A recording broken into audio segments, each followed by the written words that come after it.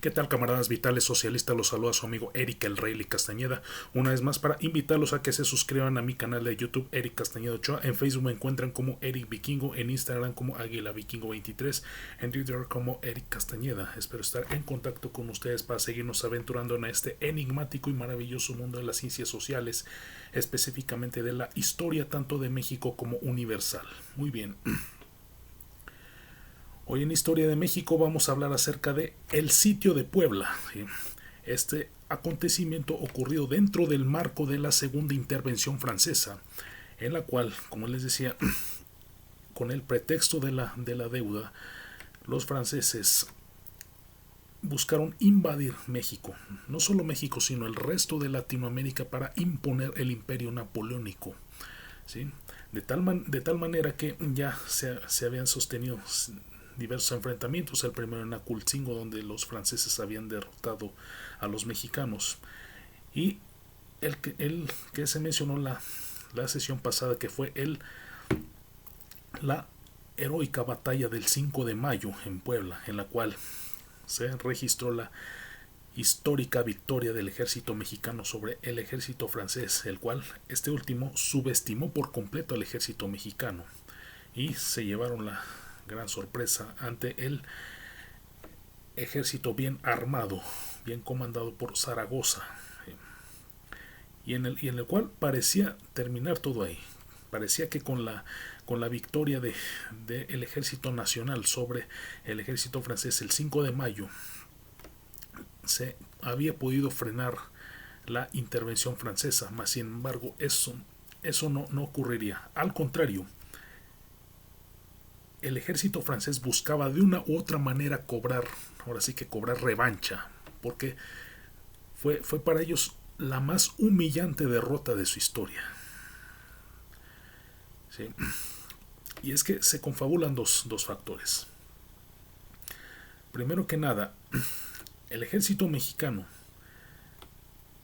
cambia de mando. Nuevamente lo retoma Jesús González Ortega, toda vez que en el mismo año, en 1862, para ser exactos, el 8 de septiembre de 1862, el entonces general Ignacio Zaragoza fallece a causa de tifus. ¿Sí? Y es por ello que ante ese deceso, el general Jesús González Ortega retoma nuevamente el mando del Ejército Nacional, obviamente por orden del propio presidente Juárez. Y como les decía, los franceses buscaban de una u otra manera cobrarse esa humillante derrota sufrida el 5 de mayo. Y es por eso que regresan mejor armados, mejor disciplinados y sobre todo con más refuerzos que envía el propio emperador Napoleón III, el cual incluso destituye a Lorenzés como comandante del ejército francés, nombrando a Frédéric Forêt como comandante del ejército francés, comandante en jefe del ejército francés, acompañado junto con Achilles Bazin y Jeannet Delomier, quienes comandarían ese batallón que asediaría la ciudad de Puebla durante 62 días.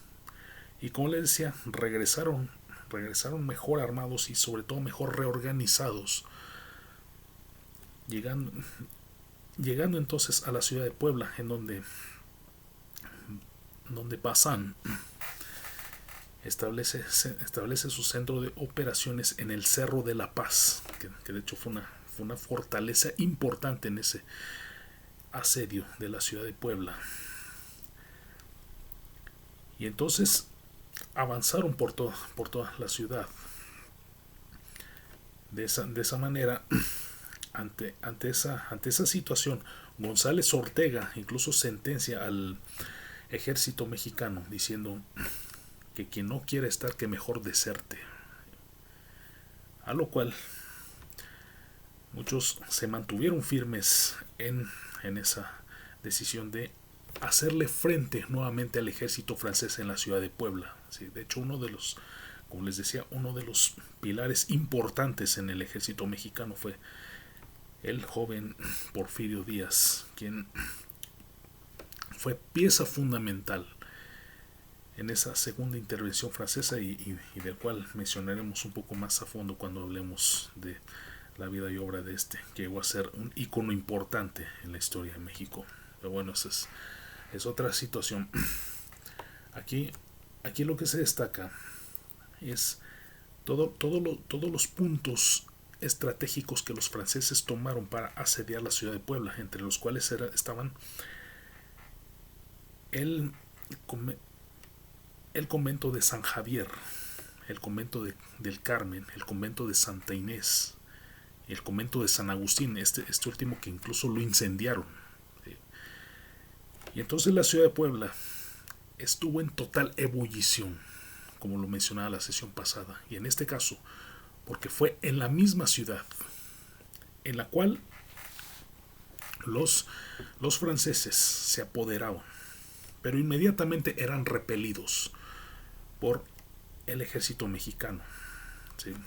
De hecho, tanto Porfirio Díaz como Miguel Negrete y el propio González Ortega, incluyendo también Berriozábal y Escobedo, quienes eran los que se mantenían al pie del cañón, organizaban bien sus batallones para de esa manera repeler cualquier ataque de los franceses, y se convirtió en una batalla verdaderamente cruenta, en las cuales incendiaban casas, ¿sí? Llovían balas, pues, o sea, calle por calle, casa por casa. O sea, toda la ciudad de Puebla estuvo en un asedio total y absoluto. O sea, Puebla en ese momento era como una Constantinopla, vamos a decirle así, por la situación que se estaba presentando.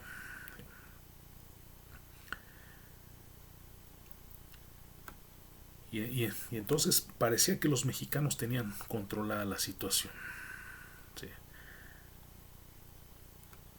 Y una vez que inmediatamente derrotaban a los franceses cada que se apoderaban de cualquier plaza, inmediatamente eran recuperadas por los batallones mexicanos.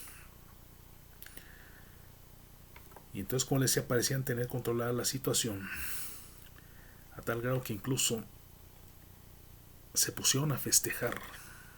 De hecho, empezaron a hacer ciertos festejos, valga la redundancia. Pero, ¿qué pasaba con el ejército francés? El ejército francés marchaba hacia la capital mexicana, en donde se reorganizan. Más sin embargo, tanto Forey como Bazán se mantuvieron en la ciudad de Puebla, también reorganizando sus fuerzas, y aprovecharon que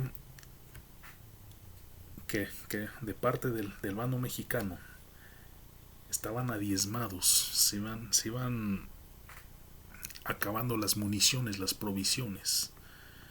Entonces ocurría que buscaban de una u otra manera redistribuirse tanto de provisiones como de armamento, y esa situación la aprovecharon los franceses para regresar nuevamente mejor armados y mejor disciplinados a hacerle frente. Y es que no solo las bajas que había sufrido el ejército mexicano en los diversos frentes de batalla, sino también, como les decía, hubo escasez de alimento y escasez de municiones. Entonces eso fue diezmando totalmente al ejército.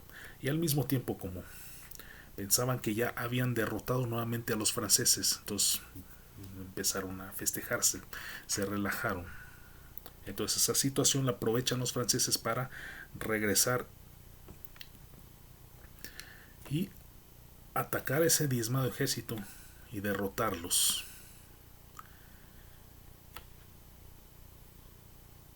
¿Y qué ocurrió en ese momento? Pues González Ortega no le quedó de otra más que entregarle la ciudad a los franceses, y con ello declarar la rendición de la ciudad de Puebla ante el ejército francés, quienes incluso se reúnen en el mismo zócalo de la ciudad de Puebla con señal de la victoria, en la cual finalmente la ciudad de Puebla cae en sus manos.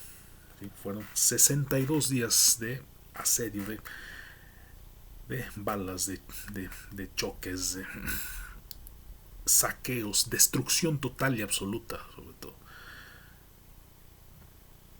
Y finalmente caería en manos de los franceses, y eso les permitió avanzar hacia la capital mexicana una vez que se declaró la rendición de la ciudad de Puebla ante los franceses por parte del general González Ortega. Entonces con ello los franceses avanzan hacia la Ciudad de México, y con ello se establecerían en la capital, facilitando con ello lo que sería la llegada de el segundo imperio mexicano. Y ante ello el presidente Juárez no le quedó de otra más que abandonar la capital y establecer su gobierno, que incluso el mismo Congreso le dio la facultad para poder establecer su gobierno en otros puntos de la República Mexicana, siendo San Luis Potosí el primero de ellos. Entonces comenzaría el errante gobierno de Juárez hacia otros puntos de la República Mexicana. Y es así como terminaría uno de los grandes reveses que sufriría no solo el gobierno de Juárez, sino el mismo Ejército Nacional en el marco de la segunda intervención francesa, que vendría con ello entonces la instalación del segundo imperio mexicano, del cual hablaremos en la siguiente sesión. Muy bien, saludos. El rock es cultura. Libérame, este tiempo no lo entiendo. Libérame, esta espera no es mía. Regrésame a donde pueda dormir en paz.